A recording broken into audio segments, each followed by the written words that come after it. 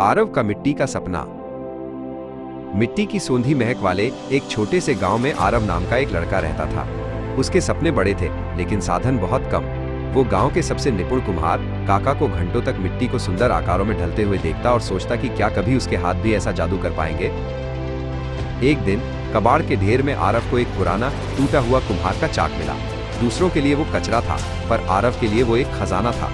उसने हफ्तों तक मेहनत करके टूटे फूटे औजारों से उस चाक की मरम्मत की। उसकी उंगलियां छिल गईं, पर उसका हौसला नहीं टूटा।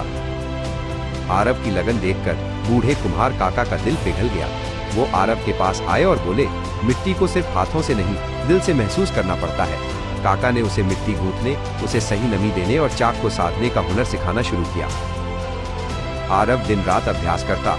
उसके बनाए सैकड़ों दिए और बर्तन चटक जाते या टेढ़े मेढ़े बनते। गांव के कुछ बच्चे उसका मजाक उड़ाते, लेकिन आरव ने हार नहीं मानी। हर टूटे बर्तन के साथ उसका संकल्प और भी मजबूत होता जाता।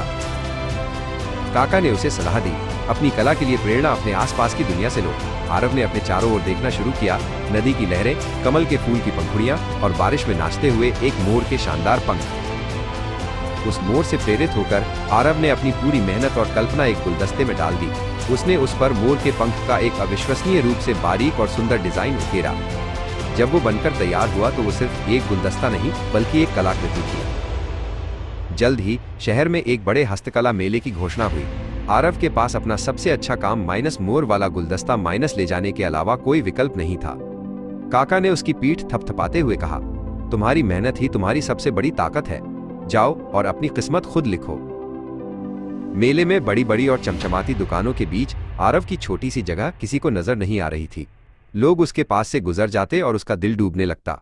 उसे लगा कि शायद उसकी मेहनत बेकार चली गई। तभी देश की एक जानी मानी कला पारखी की नजर उस अनोखे गुलदस्ते पर पड़ी। वो रुकी और उसकी बारीक कारीगरी को देखकर दंग रह गईं। उन्होंने आरव से उसकी कहानी पूछी और उसकी लगन और कला से बहुत प्रभावित हुईं।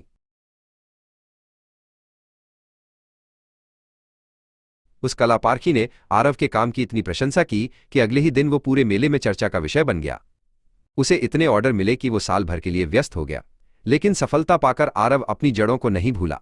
उसने गांव लौटकर एक स्कूल खोला, जहां वो दूसरे बच्चों को मिट्टी की कला सिखाता, ताकि कोई और सपना साधनों की कमी के कारण अधूरा